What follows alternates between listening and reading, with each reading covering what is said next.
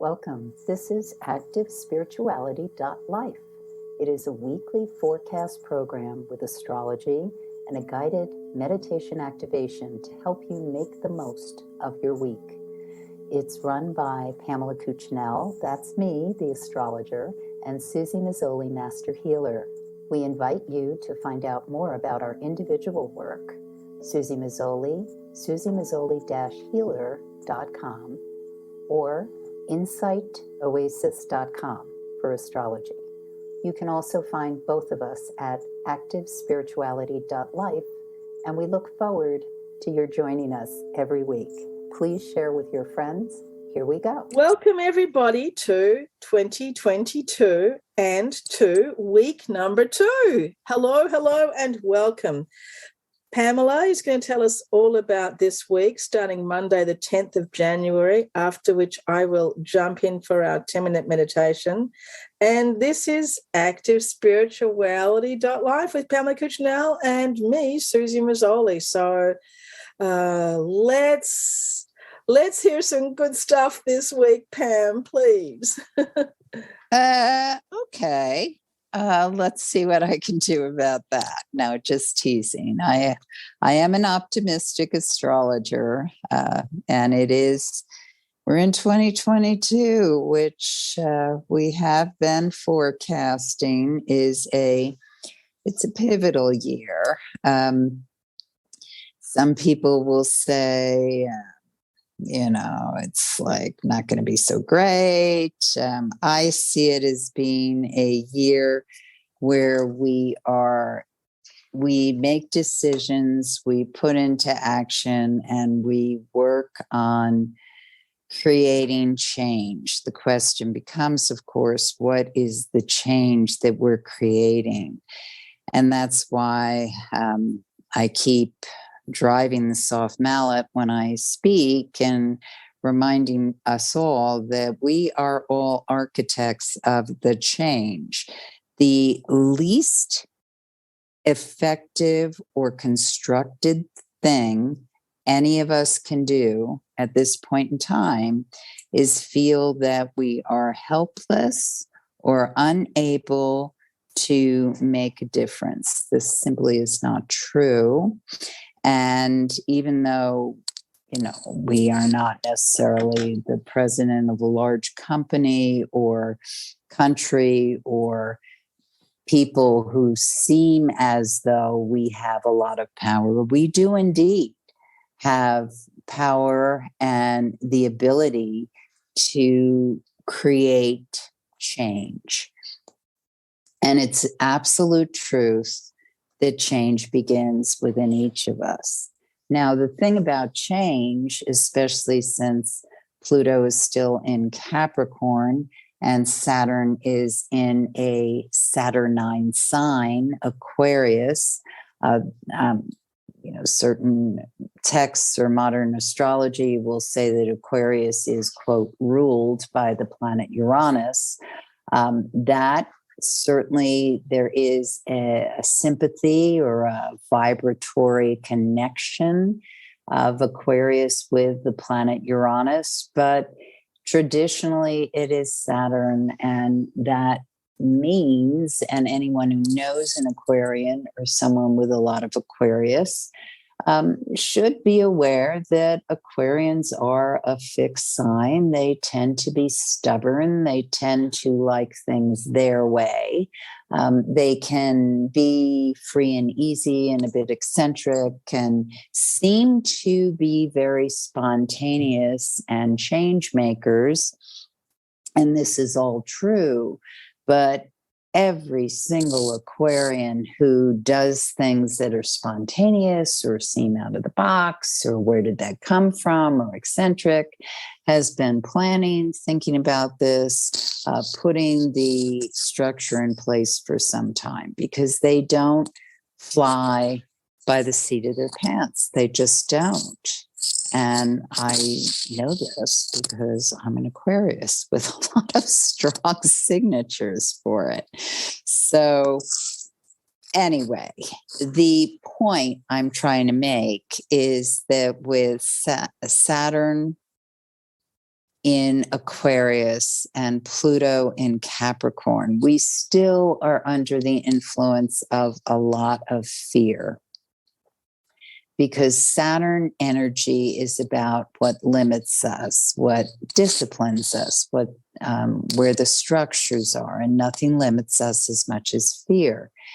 And there is a wisdom in fear, because anyone who has ever been in battle or in crisis or in situations where we need people to act with courage know that the best warriors, or people who are functional in crises, are ones who are afraid, have an acknowledgement that the situation is dangerous.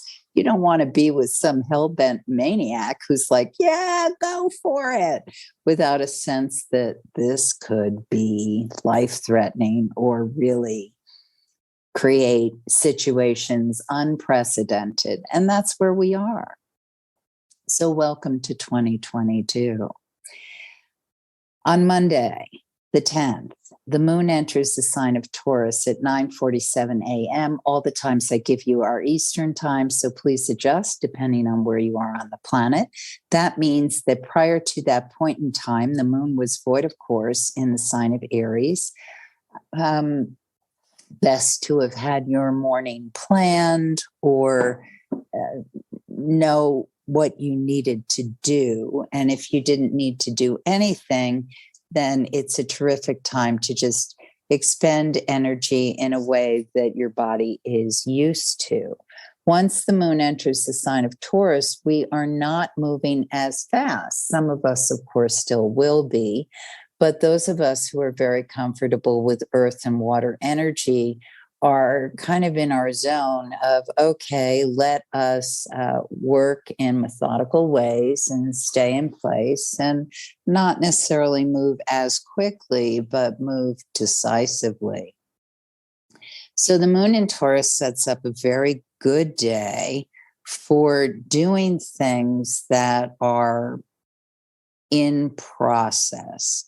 We can certainly start something, but please keep in mind that Venus is retrograde until the end of January. So we don't want to necessarily start something that is business related or related to doing some sort of cosmetic or makeover thing, unless we've already planned it and put it in place and know where we're going with it. Also, some of us have Venus in retrograde, which means this is an excellent time for us to be doing things. And if your business is related to anything that's recycling or reinventing old things, archival, this is actually a very good time for you as well. So the overall thrust of Monday to me looks very good for creativity, for getting work done, for sticking to projects. On Tuesday, the 11th, the moon is also in the sign of Taurus. And this is actually an incredibly strong day, especially when we get past noon. Because what happens is the productivity really increases, especially for any projects that are on the ambitious side. And so you want to concentrate on what puts a structure in place, what's practical, look at the money, really plan it out. Also, just keep in mind that Mercury will be going retrograde in a few days. So we're in the slow moving period as it's starting to appear to stand still in the sky. So we have to really be aware of messages or information that comes in and double check appointments. On Wednesday, the 12th, moon still in the sign of Taurus until 2:39 p.m. Another very strong, productive day. These are days we can really build on what, not necessarily New Year's resolutions, but what it is we want to make happen as we're going with the momentum of what is still the waxing moon cycle. So very high productivity. Venus retrograde, of course, means that old people in our life might pop up again. This can be helpful or it can be a distraction. You decide. The moon, once it's void, of course, at 2:39 p.m., gives us a late afternoon evening that really wants relaxation. Moon in Taurus really asks us, always reminds me personally, have a good meal, relax, smell the flowers, enjoy color, music, hugs, do things that really let you feel the joy of being in the physical body. The moon enters the sign of Gemini at 10:08 p.m. And once this happens, synapses might be firing. Many of us may get very jazzed. I recommend that before the moon enters Gemini, you get off electronics if you like to have a good night's sleep. If you're a night owl, of course, just know you're going to be rocking and rolling on social media and the internet or whatever it is you do into the wee hours of the morning. So with the moon in Gemini, we are in very different energy than we were at the opening of the week because the moon is air. It's what we call mutable. It's very fast moving. So the 13th Thursday is a day where there's a lot going on, a lot of things pulling at you. It can seem very exciting, a lot to get done. And this is all great. Just keep in mind that you don't necessarily want to be distracted by things that are not of immediate importance or what it is you want to be doing. It's best to, if things were important with scheduling, to have written things down, stay on track, stay on schedule. Because when we get to Friday, the 14th, Mercury goes retrograde. Mercury goes retrograde at 6:41 a.m. And once this happens, we're in a time when we really want to pay attention to scheduling, electronics, backup, all of that. Ideally, we make habits of this all the time. But when Mercury's retrograde, it's really reminding us that it's important to slow down, make sure you've written down or got everything inputted in the way you wanted it. Do not assume with messages and schedules and appointments. All this is hyper important over the next few weeks. And the other thing that's really happening with Mercury retrograde is it's reminding us to meditate, pay attention to our inner voice, our inner self. People born with Mercury retrograde kind of naturally know this, even though depending on how they were brought up, it may have been reinforced or not. But when Mercury's retrograde, it's an excellent time to go deeper into communication with self, really understand what it is that motivates you, why, et cetera, et cetera. So overall, on Friday the 14th, because the moon is in the sign of Gemini and Mercury goes retrograde, this can be a very uneven day. It can feel like there are a lot of stops and starts. There can be confusion about who said what or why or how you want me to do this thing. And again, it really is of value to parrot back to someone. You told me you wanted or needed this. Yes, I understand you want me to do that at this point in time. I heard you say blah, blah, blah, because it's as though we, how to describe this?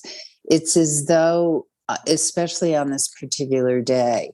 You might be having a conversation in a coffee shop and overhearing somebody at the table next to you. There's a radio on, music on, and a television going. And so there's a lot of stimulus and distraction. And as a result, our brains, even those of us who think we're very quick mentally, our brains are getting seduced, distracted, pulled in other directions. And so it's super important to communicate effectively, which is always, I believe, what Mercury retrograde is working on teaching us. So those of us who have a lot of trouble with Mercury retrograde, it really behooves us to take a step back, look at it again, and really make sure we understand what is going on in any given point in time and future plans. So the other thing that happens as we get into the late afternoon, evening, is tempers can be very short. So another reason it's valuable to make sure communication is clear. And listen, the art of listening cannot be overstated. How many times are you listening to a conversation and you're thinking about what you're going to say next? The art of listening cannot be overstated. At 9:22 p.m., the moon goes void, of course, and it's void for the rest of the evening. So another evening that it's valuable to get off electronics, especially if you're not someone who sleeps easily, and just wind down in ways that are read a book, a three-dimensional paper turning book, something that will really help relax the brain, slow down the brain, and allow you to enter the dream state. On Saturday, the 15th, the moon is void, of course, until 11:11 a.m. when it enters the sign of Cancer. Now, I don't think this is an accident, and this is just Eastern time, of course, that it's 11:11 a.m. But that's an emphasis on master number reflection. And when the moon is in the sign of Cancer and Mercury is retrograde, it's kind of more a sympathetic energy because we're working more on dimensions that aren't just verbal and mental. So the morning of Saturday, again, if you have things planned, you have your list down, you're going to be effective. Otherwise, you may be all over the place. And that can be fun. It's just, it depends on what you had planned to do. But when the moon enters the sign of Cancer, I mean, this is a lovely day overall. I think it can be a day where you can make really good connections or opportunities can come in, or you can find something that you hadn't expected to find, financial or in a, wow, this is a really good buy. Again, with Venus retrograde, it's more likely buying something resale than brand new, shiny. The moon the moon on Sunday also is in the sign of Cancer, and this is building towards that full moon that occurs on Monday.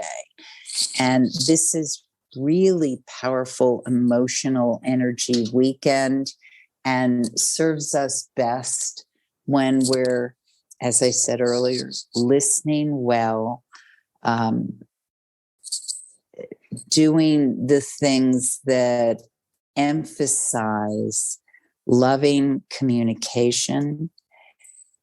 If you're in difficult relationships or situation, loving communication is the most valuable resource you can do.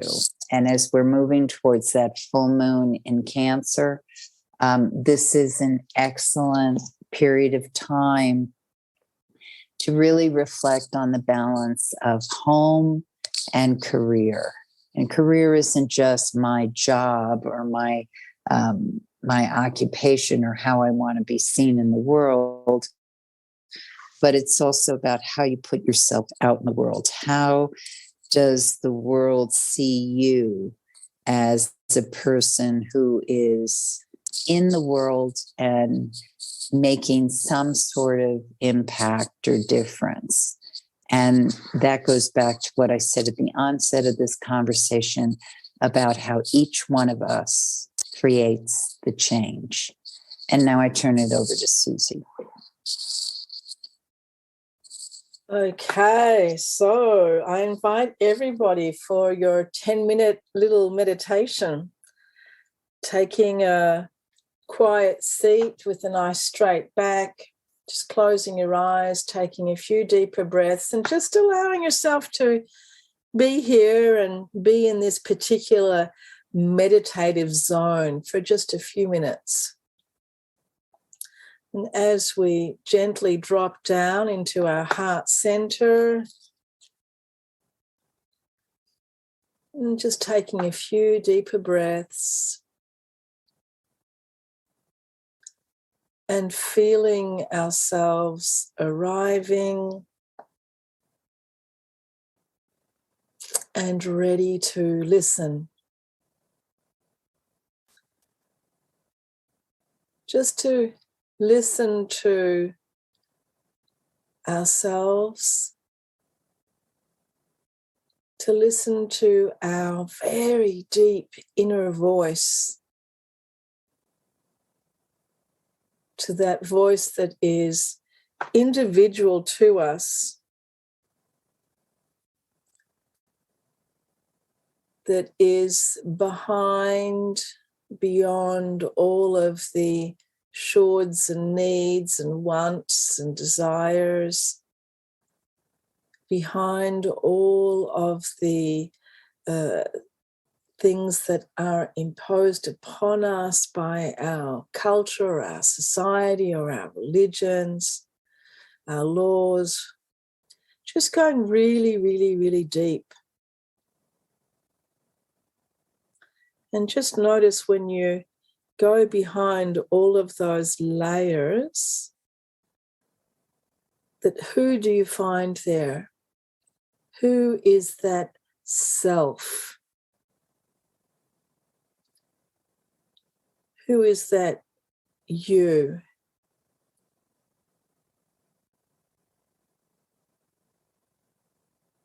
And just notice for a few moments that you. And just give some space and some time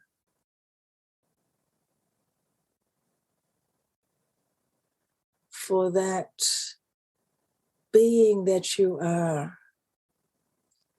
And really just listen.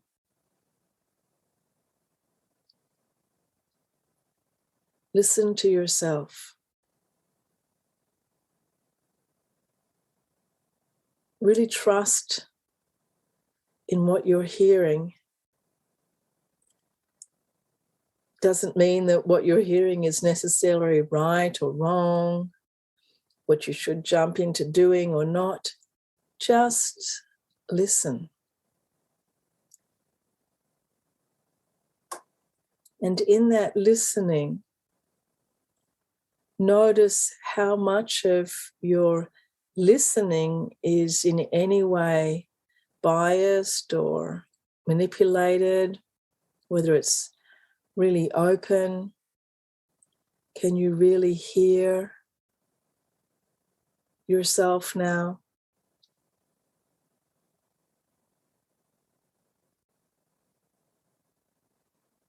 Can we listen with a neutral state? Can we listen to ourselves, first of all, and then the rest of the world? Can we listen without judgment, without jumping into action?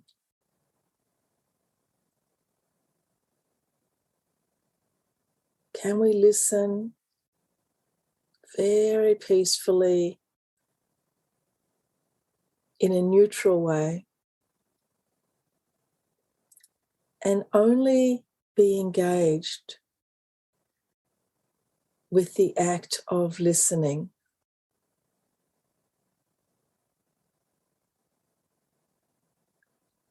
And we can practice this neutral act of listening by just sitting, standing, being in stillness, bringing the attention to our ears, and just noticing all of the sounds that we can hear. And we might be in a very, very quiet place, or we might be in a very noisy place. But just notice, what are the sounds? And we're training our mind here to be in that active, neutral state of listening.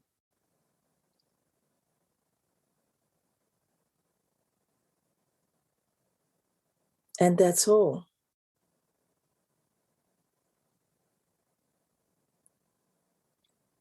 Imagine that you could hold this state of just listening and being in a neutral place when you're in a heated conversation with someone and you are not heated. Imagine being in this place where you can be present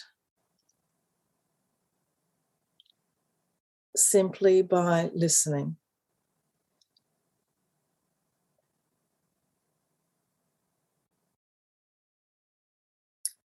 And just notice now what you are able to hear.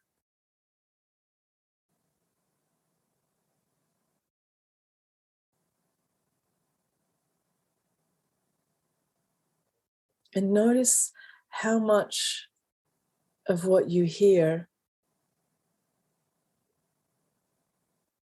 is something of a broken record, something that you've heard many, many times before.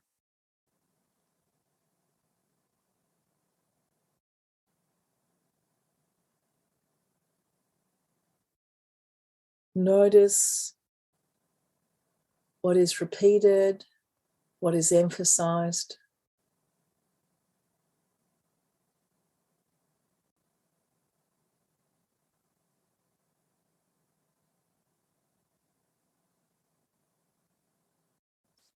And notice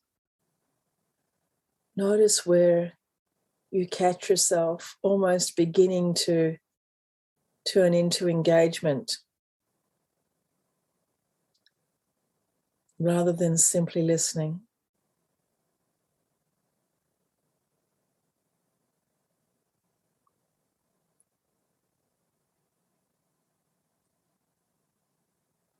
And in all of those things that we listen to,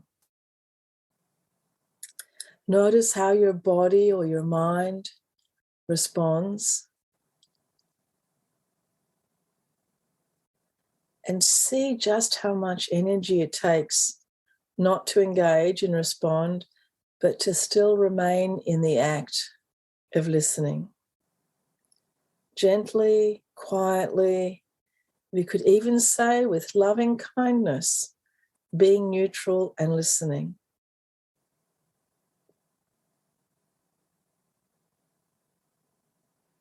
And maybe we can all take some time this week to just drop into this place of silence where we are being silent, and we take all the energy to our heart center, and then from our heart center,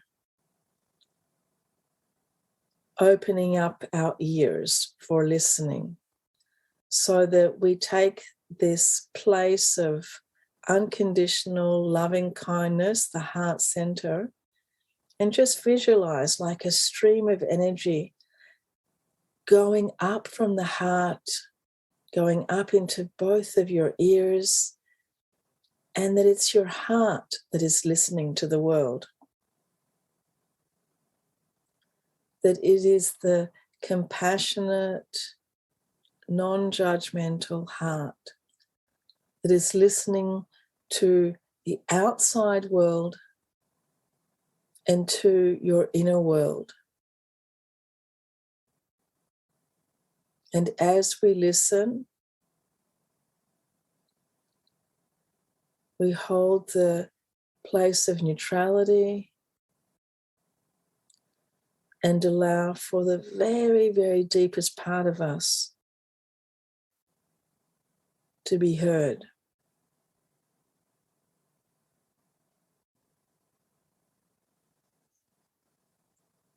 And as we hold this place of listening now, just gently letting ourselves be more and more and more in this peaceful, neutral state. More and more in our conversations, in our work, in our engagement. Opening up our ability to be here now. And as we gently open our eyes, feeling that deepening and that sense of almost refreshment as we approach our world in a different way. Thank you, everyone, so much for joining us, and we will be with you again next week for week 3 of this brand new year. Thank you so much, Pam. Thank you, everyone, and love now. You have been listening to Suzy Meszoly and Pamela Cucinell of ActiveSpirituality.life. If you've enjoyed this program, consider a donation. You can find the link for that, ActiveSpirituality.life. Regardless, we look forward to having you join us again for next week's podcast. Please share and have a great week.